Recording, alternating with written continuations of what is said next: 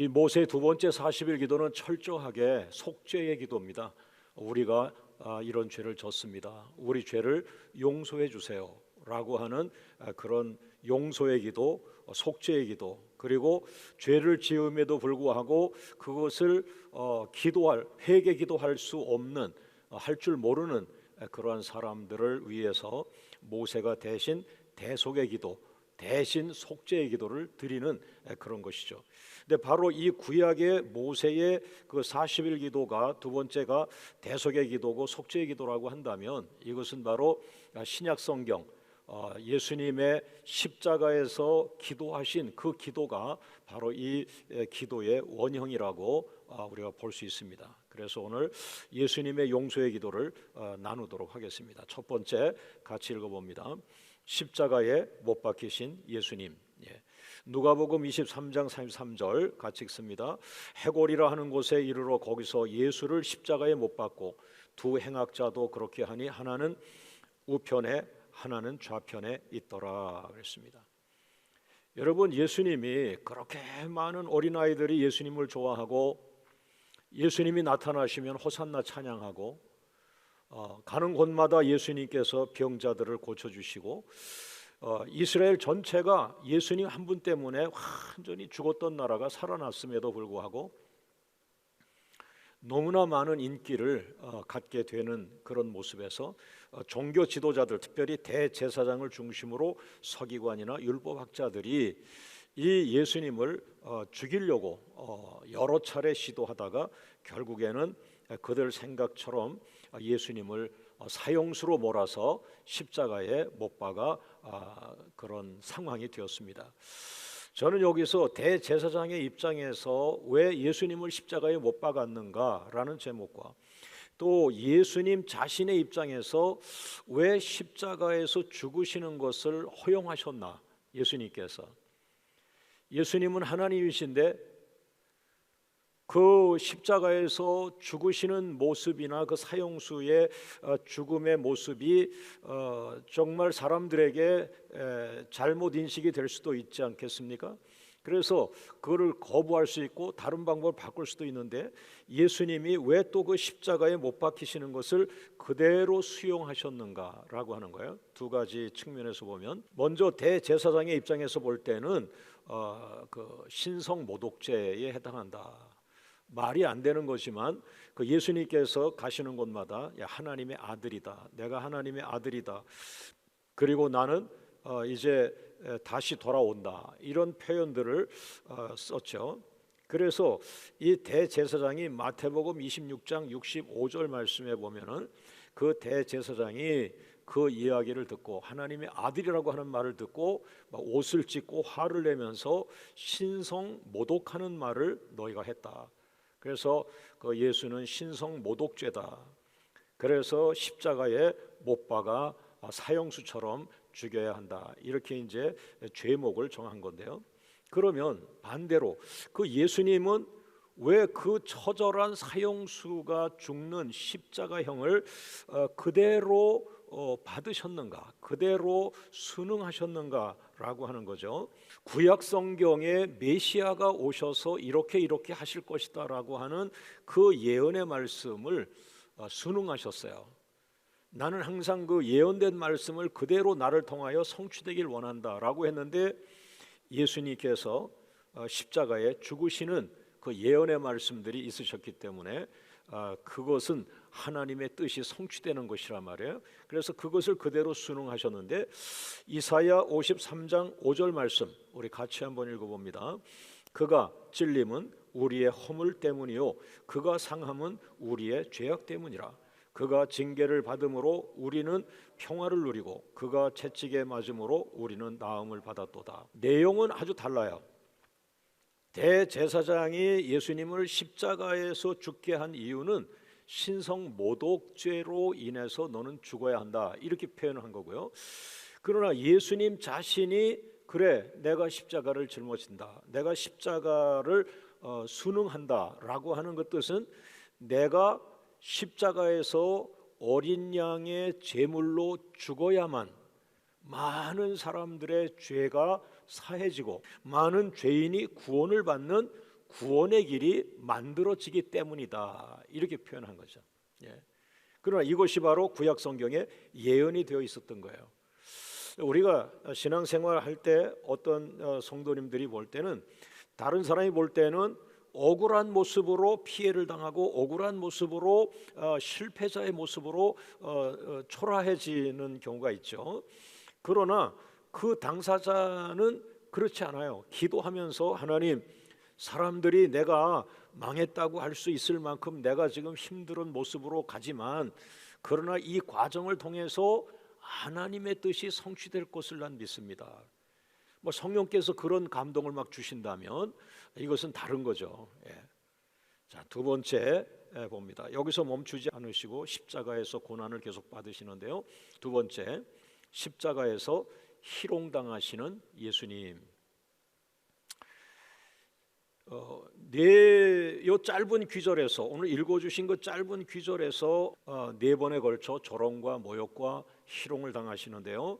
첫 번째 23장 35절 보면 십자가에 못 박힌 예수님을 관리들이 비웃습니다. 저가 남을 구원하는데 왜 당신이 그리스도라면 자신을 구원해야 되지 않겠느냐라고 이 관리들이 비웃었다. 비웃었다 표현이 나오죠. 그 다음에 두 번째는 36절, 누가복음 23장 36절 보면 군인들도 희롱하면서 나와 신포도주를 주면서 예수님을 희롱했다, 모욕했다, 이런 말이죠. 그 로마 군사들이 그 예수님이 뭐 어마어마한 그 리더십을 가지고 3년 동안 이스라엘을 살려놨잖아요. 그런데 이렇게 죄목을 가지고서 지금 십자가에서 죽게 되어가는 그런 모습을 보면서 사람들 마음이 확 바뀐 거죠. 아, 이제는 예수 시대가 끝난 것보다 하고는 비방하고 모욕하고 조롱하고 그래요. 자, 우리 성도님들도 막 잘 나가실 때는 사람들이 좋아들 하는데, 여러분이 원하지 않는 고난에 깊이 오랜 시간 가다 보면 또 거기에 뭐 질병도 들고 또 가정에 재정적 어려움도 있고 뭐 하면은 사람들은 잘못하면 여러분을 오해하고 막말할 수도 있어요. 조롱할 수도 있고 모욕할 수도 있고 그래요. 예수님이 바로 그 길을 가신 거예요. 그래서 또 누가복음 23장 38절을 보면 십자가에 못 박힌 예수님을 심지어는 옆에서 죽어가는 강도가 비방을 합니다. 이 강도는 정말 사람을 죽이거나 남의 것을 훔치거나 한 그런 도둑이요 강도에 해당하는 사람인데, 예수님이 십자가에 죽으신다고 자기들과 같은 줄 알고 그 예수님을 막 비방하는 거예요. 그러니까 예수님은 참 인간적으로 보면은 그 예수님을 따르던 많은 제자들, 그 믿음의 사람들의 눈으로 볼 때는 너무 안타까운 거죠. 예수님에게 3년 동안 말씀을 받고 양육받고 했던 이 제자들은 예수님이 그런 분이 아니라는 걸 너무나 잘 알고 있잖아요. 예수님의 사랑과 예수님의 겸손과 예수님의 온유함과 그 예수님의 그 지혜, 이런 많은 것들, 죽어가는 자를 막 살리시고 이런 능력과 권세, 생명, 은혜, 말씀, 권위, 이런 것을 다 제자들이 알기 때문에 예수님은 그런 분이 아니라는 걸 알고 있잖아요. 그러나 그냥 겉에서 보던 많은 사람들은 옳거니 이 예수가 이제는 끝났구나, 그러고는 막 거기에 조롱하고 모욕하고 이제 막 그러는데, 그 예수님이 그걸 다 당하시는 거예요. 다 당하시고 십자가 위에서 다 그걸 듣고 있는 거예요.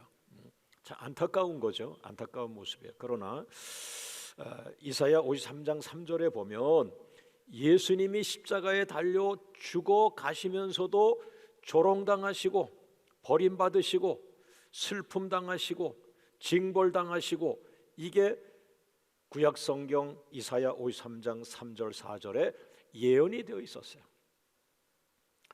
그러니까 예수님이 고난 받으시는 게 성경적이라는 거예요.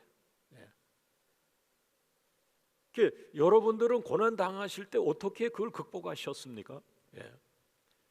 저에게도 개인적으로도 그렇고 교회적으로도 고난이 있었습니다. 그럴 때마다 저도 이 예수님을 많이 묵상하면서 내가 예수님은 아니지만 내가 이런 억울한 고난이 오고 있는데 이 고난을 통해서 내가 막 화를 내고 불평하고 욕을 하고 막 싸워야 되는가?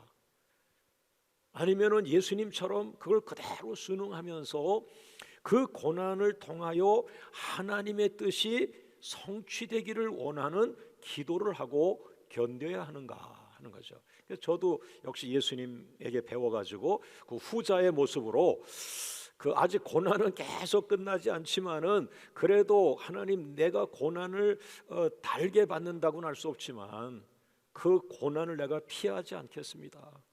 그러나 이 고난을 통해서 꼭 하나님의 뜻이 나타나게 해주세요. 이루어지게 해주세요. 그렇게 이제 많이 기도하고 싸웠어요. 근데 결국에는 그 예수님의 뜻대로 예수님은 죽으시지만 어떻게 됩니까? 하나님의 뜻이 뭐예요? 부활하는 거예요. 부활. 그리고 부활하신 후에 완전한 죄 사함의 구원의 길을 수축하는 거예요. 완전한 구원의 길을 만들어서 누구든지 예수님을 믿으면 구원받는 길을 예수님이 십자가에 죽으시고 조롱받으시고 피 흘려 죽으면서 구원의 길을 만들고 계시는 거라고요. 만들고. 할렐루야. 여러분과 제가 어떻게 예수님과 비교하겠어요? 그러나 여러분도 예수님을 믿고 예수님 안에 있는 사람들이란 말이에요. 그러므로 여러분에게 고난이 올 수밖에 없어요. 이 세상은 고난이 항상 있는 세상이니까. 그 고난 속에서 이 예수님을 묵상하세요. 하나님, 나는 예수님은 아니지만은 내 고난을 통해서 내가 불평하지 않겠습니다. 원망하지 않겠습니다. 누구에게 화를 내지 않겠습니다. 다만 이 고난을 내가 이겨내게 해주세요. 그리고 이 고난을 내가 값지게 기도하면서 이겨내고 있으니까 이 고난과 싸우는 이 고난의 기간이 꼭 보람된 것으로 열매로 나타나게 해주세요. 할렐루야. 이게 그리스도인의 고난을 극복하는 모습이며, 또 여러분 고난이 마치 그 조개가 모래를 먹고 모래를 뱉고 이게 그 진액으로 엉키고 이러다가 어떻게 돼요? 그 조개 속에 진주가 만들어진다 그러잖아요. 그리스도인은 진주와 같은데 고난 속에서 만들어지는 거예요. 고난 속에서 견디세요. 여러분의 고난 속에 하나님의 뜻이 성취되고 있다는 그 거룩한 믿음을 가지고 견뎌내시면 아마 이 모욕하는 소리, 또 희롱하는 소리, 조롱하는 소리 사람들이 할지라도 안 들릴 겁니다. 스데반 집사가 돌멩이로 맞으면서도 그 고통에 빠지지 않고 계속 하나님 보좌에 있는 예수 그리스도를 보고 있었다는 거예요. 은혜를 보고 있는 사람들은 그 사람들이 뭐라고 수치와 조롱과 모욕을 해도 그게 들리지 않고 오직 나는 그리스도를 내 눈으로 보고 있나이다. 하나님의 보호자를 보고 있나이다. 나는 예수님을 놓치지 않겠습니다. 내가 지금 고난 속에 있는 개척교회 목사지만 나는 지금 예수님을 보고 있습니다. 예수님을 놓치지 않겠습니다. 예수님을 놓치면 난 죽습니다. 이런 믿음으로 예수님을 여러분이 닮아가는 작은 예수꾼들이 되기를 원합니다. 자, 세 번째, 이제 더 전진해서 세 번째 같이 읽습니다. 십자가에서 용서의 기도를 하시는 예수님. 누가복음 23장 34절 시작. 이에 예수께서 이르시되 아버지 저들을 사하여 주옵소서. 참 예수님은 이해할 수 없는 분이에요. 아마 이 예수님을 이런 기도를 이해할 정도가 되면은 아마 여러분들은 거의 예수님의 형상으로 회복되어 있다고 봐야 돼. 우리 신앙의 목표가 부자 되는 것, 유명해지는 것, 그런 부분을 넘어서서 뭐겠습니까? 예수님을 닮아가는 것, 이건데 예수님을 닮아가는 것을 더 구체적인 말로 예수님의 형상을 내 안에 회복하는 것이다. 그런데 바로 오늘 이 기도입니다. 십자가에서 죄도 없으신 분이 못 박혀서 이 성인의 육체를 세 개의 못에 지탱하니 몸이 찢어지고 피가 흐르겠죠. 그 다음에는 거기다 대고 막 조롱하고 모욕하고 뭐 그러죠. 이거 희미해지죠. 계속 1시간, 2시간, 3시간 십자가에서 매달려 계시고 죽어가시니까 막 정신도 희미해지시고 인성이 그렇게 될 거 아니에요, 여러분. 여러분은 어떻게 생각하세요? 예수님은 신성과 인성을 다 가지고 계셨다고 했는데 신성으로 십자가를 지셨겠습니까? 인성으로 십자가를 지셨겠습니까? 신성은 하나님의 힘이죠. 하나님 자신이고요. 그러면 신성으로 십자가를 졌다면 안 힘들 거예요. 그러나 예수님이 십자가를 짊어지신 목적이 우리의 고통과 우리의 죄를 가져가시는 목적이 있기 때문에 예수님은 인성으로 십자가를 지셨다. 고난을 다 느끼셨다. 그 죽을 고통을 다 육체로 느끼셨다. 인성의 고난이었다라는 거예요. 그런데도 불구하고 그 육체로 십자가를 짊어지니, 인성으로 십자가를 짊어지니 얼마나 그 고통이 이루 말할 수 없겠어요. 그런데 그 정신이 없는 그 순간에, 죽어가시는 순간에 뭘 합니까? 기도를 하시는 거예요. 우리는 좀 어려우면 기도하고 하는데 예수님은 그 죽어가면서 십자가에서 기도하시는데 그 기도가 무슨 기도예요? 아버지, 저들을 용서해 주세요. 아니, 예수님은 원망도 안 하시나? 예수님은 화도 안 내시나? 예수님 왜 불평도 안 하시지? 이렇게 이상하죠. 그것은 우리와 다르게 예수님은 이미 하나님 나라를 보았고요, 천국을 보고 있고요. 그러니 십자가에서 죽는 게 끝이 아니거든요. 또 예수님은 십자가에서 죽으시지만 부활하실 것을 말씀하셨고, 내가 지금 죽는 것처럼 너희 눈에 보이지만 난 죽는 게 아니고 나는 부활할 거고, 부활한 이후에 또 40일 후 그거는 승천하신다. 그리고 하나님 보좌 우편에 서 계신다. 이런 표현을 성경은 하고 있어요. 그러니까 예수님은 그 모든 것을, 천국을 바라보고 계신 거고, 우리는 죽음은 끝이라는 인성밖에는 갖지 않았기 때문에 우린 막 억울하면은 죽어가면서도 화를 내고, 내일 죽을 사람인데도 오늘 막 그냥 싸우고 혈기내고 막 그렇게 하잖아요. 여러분, 예수님께서는 십자가에서 남을 욕하지 않았고 불평하거나 원망하지 않았고 저들을 용서해 주시옵소서. 이 기도가 교회가 해야 되는 기도인데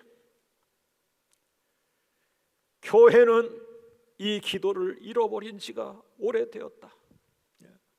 제가 나중에 예수꾼 만들기를 쓰면서 깨달은 게요, 부흥 이전에, 교회가 부흥하고 커지는 것 그 이전에 더 중요한 것은 내가 목사냐 목사가 아니냐가 아니라 그보다 더 중요한 것은 내가 예수님의 이 기도를 할 수 있는가, 나를 아프게 한 사람들을 용서하는 기도할 수 있는가, 죄 가운데 죄를 짓고 타락하고 있는 저 사람들을 위해서 저들이 회개를 모릅니다. 저들의 죄를 대신 내가 기도합니다.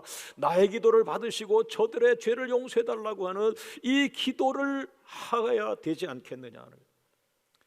여러분, 예수님께서는 십자가에서 바로 하나님에게 용서의 기도를 드리는데, 오 하나님, 저들의 죄를 용서하여 주옵소서. 첫 번째는 바나바를 풀어주고, 강도 바나바 있죠. 바나바를 풀어주고 예수를 못 박으라고 외쳤던 저 백성들의 죄를 용서해 주옵소서. 두 번째는 신성 모독죄로 예수님에게 사형을 내린 대제사장과 서기관과 장로들을 용서하여 주옵소서. 세 번째는 재판장 빌라도와 로마 병사들 예수님을 실질적으로 못 박아 죽이게 하고 창으로 옆구리를 찔러 죽였던 그 빌라도와 로마 병사들을 용서해 주옵소서. 그러면서 마지막 뭐라 그러셨어요? 오 하나님, 자기들이 하는 짓을 알지 못함이니이다. 왜 예수님은 사람들처럼 이기적으로 자기를 위한 기도를 왜 하지 않았을까? 왜 자기를 변호하지 않았을까? 지금 우리 세상은 수없이 자기를 변호해서 나는 죄가 없다고 말하는 이 세상인데, 왜 예수님은 자기가 죄 없음을 변호하지 않으시고 저들의 죄를 용서해 달라고 하니? 주님, 내가 언제나 이런 기도를 할 수 있는 믿음의 사람이 되겠습니까? 이것은 천상의 사람들, 천국에 있는 사람들. 여러분, 점점점 여러분은 이 은혜를 깨닫게 될 것이고, 어느 날 여러분도 이 은혜 안에 들어오게 될 것이고, 바로 누가 그걸 깨달았을까요? 7명의 집사님 가운데 스데반 집사님이 이 은혜를 깨달은. 네 번째 같이 읽습니다. 예수님의 십자가는 사랑이다. 에베소서 2장 16절 말씀 시작. 또 십자가로 이 둘을 한 몸으로 하나님과 화목하게 하려 하심이라. 원수된 것을 무엇으로? 십자가로 소멸하셨다. 내가 과거에 예수님과 원수였다. 사도 바울이 사울 시절에 예수님과 원수였다. 내가 예수님과 원수되었던 것을 십자가로 없애버린 거야. 그래서 예수님은 십자가에서 죽으셔야만 됐어요. 왜?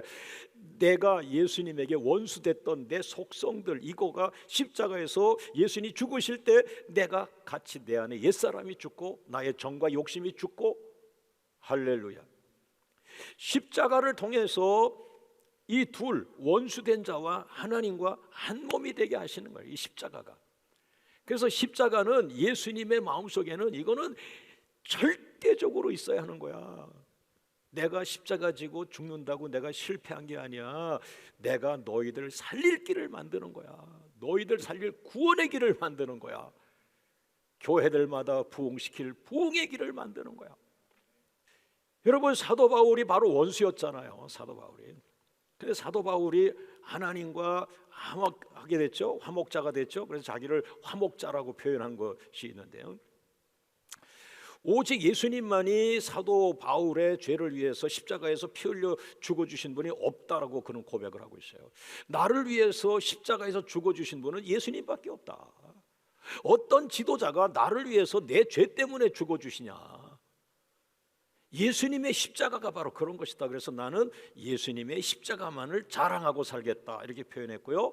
그러면서 에베소서 2장 4절에 사도 바울은 어마어마한 그 역전된 비밀을 선포하는데 따라합니다. 십자가는 하나님의 큰 사랑이다. 깨달은 거야. 나중에 엄마가 나를 막 때리고 막 뭐 이렇게 힘들게 훈육하는 줄로 알았는데, 내가 미워서 그런 게 아니라 어머니는 항상 나를 너무나 사랑했다는 걸 아는 것처럼, 예수님이 십자가에 그렇게 한 말씀도 안 하고 죽어가시는 모습이 너무 초라하고 불쌍했는데, 알고 보니까 그 예수님이 철저하게 십자가형을 순종하고 계셨던 거예요. 말 한마디 안 하시고. 왜? 그 십자가 사명이 완성되어야 내가, 여러분이 구원받는 길이 완성되기 때문에. 할렐루야, 할렐루야. 그래서 이것은 왜? 그 십자가는 하나님의 큰 사랑이라고 그 고백한 거예요. 다섯 번째, 마지막이에요. 같이 읽습니다. 나도 예수님처럼 조건 없이 용서하며 사랑하며 살겠습니다. 마태복음 6장 12절 말씀, 우리가 우리에게 죄 지은 자를 사하여 준 것 같이 우리 죄를 사하여 주옵소서. 교회들아, 돈을 내려놓고 명예를 내려놓고 권세를 내려놓고 영광을 내려놓고 예수님의 복음 본질로 돌아가. 나라가 어려울수록, 시대가 어려울수록 예수님의 본질, 십자가는 사랑이다. 십자가는 대속의 기도요, 대속의 은혜요. 그래서 예수님이 이 땅에 오실 때 유명한 지도자가 되려고 오신 것이 아니라, 나는 대속물이 되고자 왔다. 나는 죄인들 때문에 왔다. 이제 우리 교회도 십자가에서 드린 예수님의 용서의 기도를 하겠습니다. 우리 교회가 받은 기도의 비전이요, 사명이요, 축복입니다. 할렐루야. 예수님의 용서의 기도는 사랑입니다. 예수님의 용서의 기도는 축복입니다. 예수님의 용서의 기도는 능력입니다. 자, 우리 모든 영광을 우리 주님께 올려드리겠습니다.